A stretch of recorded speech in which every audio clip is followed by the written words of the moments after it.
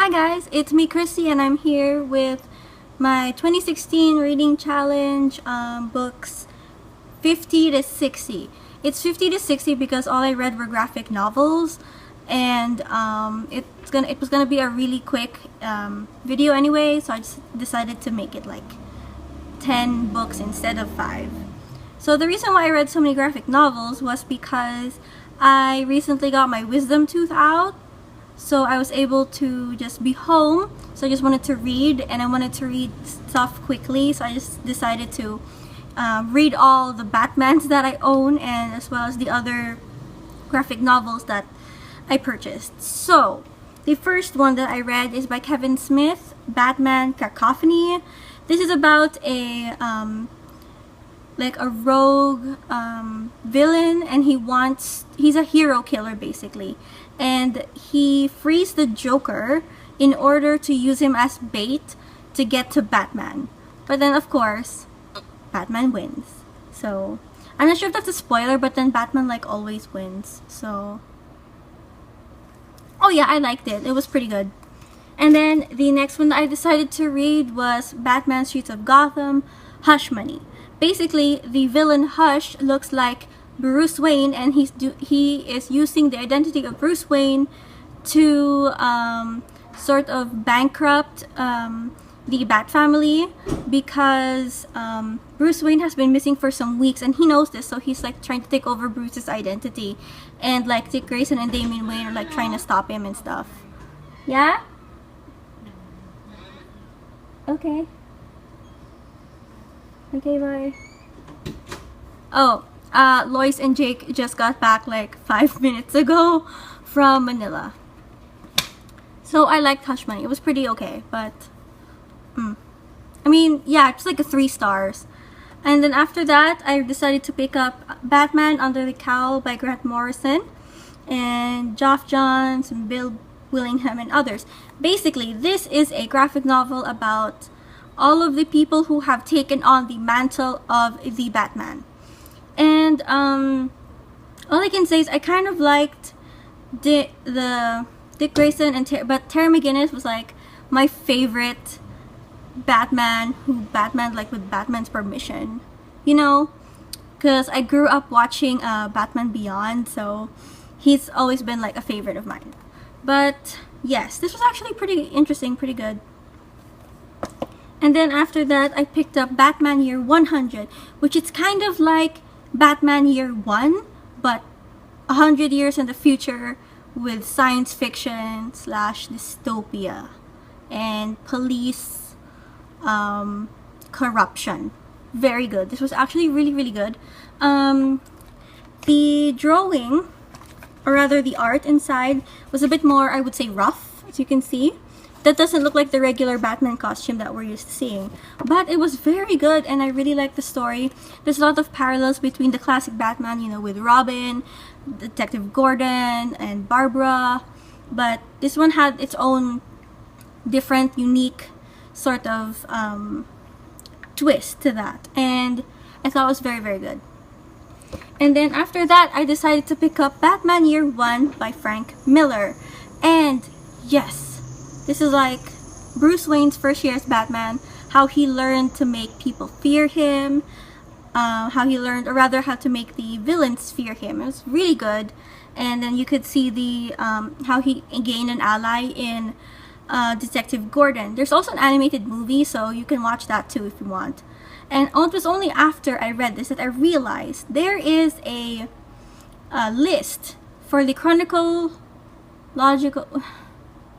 Well, anyway, the proper order to read the graphic novels, which I ended up reading out of order because I didn't understand. I was like, I just thought, oh, random Batman, because we don't get Batman here. It wasn't until BVS came out that they started selling Batman graphic novels in my bookstore, so I freaked out and I bought everything without really realizing there was an order to reading them. But anyway, I'm probably gonna read them in order now that I found the list. And this was very good, so you should read it. After that, I read these 4 comics, but I'm just going to count it as one because they're really short. So that was the Batgirl, Future's End by I don't know who. And then we have Batgirl by Abigail Larson. Hope Larson. Here we go. And then Batman Beyond, A New Dawn. And Batman Beyond.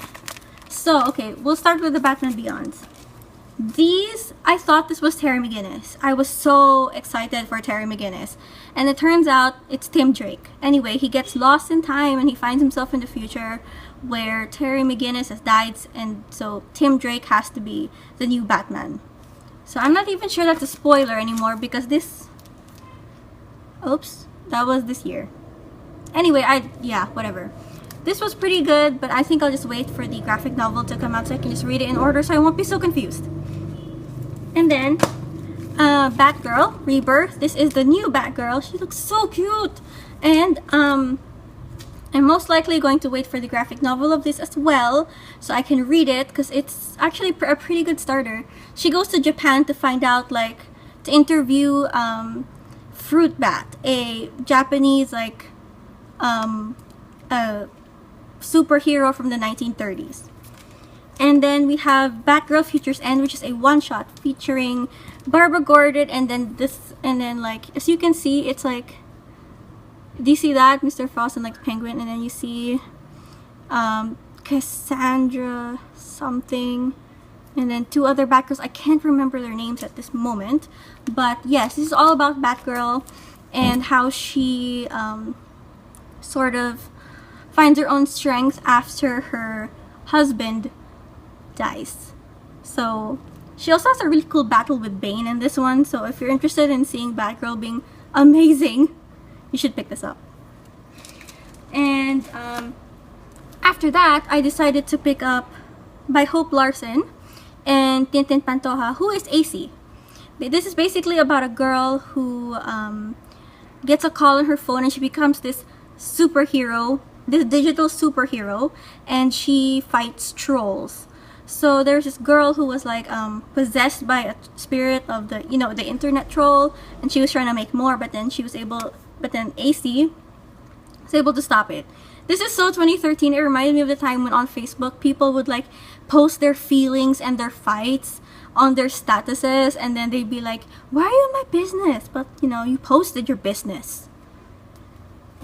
And then after that, I picked up Trese, Murder on Balete Drive by Budjette and Kajo Baldisimo. This is a graphic novel featuring 4 stories about Alexandra Trese, who happens to be someone who can communicate with the ancient Filipino mythic spirits who happen to be real, and she uses it to solve crimes. And this is so good. I really don't want to spoil anything. I'm just saying, if mythical creatures and detective stories and awesome female protagonists are your thing, you should pick this up. However, this is a Filipino graphic novel, so I'm not really sure where else this is available besides the Philippines. But if you know someone who lives in the Philippines who can get you this, make them get you this. And then after that, this is also the first copy I've ever had signed, and this has a really special place in my heart. And that is Strange Natives by Paolo Herras and Jerico Marte. Okay, Lacey's just moving to my room. And it's so good. This is a graphic novel about a woman whose memories are in butterflies, and every time a butterfly touches her forehead or any part of her body, she remembers certain memories, good, bad, and basically it's also she lives within the time. I'm pretty sure it was slightly after the Spanish but before the Japanese, and she has an aunt here who is the last priestess of the family who worships the old Filipino gods.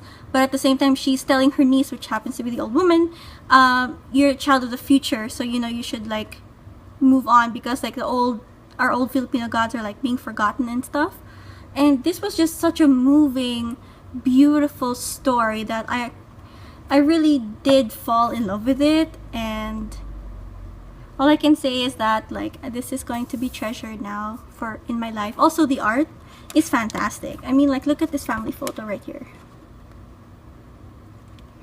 Yes, see, as you can see, my signed copy.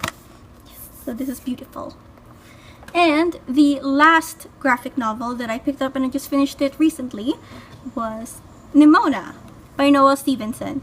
All I can say is that this was definitely not the typical good versus bad type of a graphic novel or a story. This turned out it was a webcomic before, and I really like how it mixes the elements of fantasy and science and humor, and it's also really adorable. And as you can see, look at the art is so cute.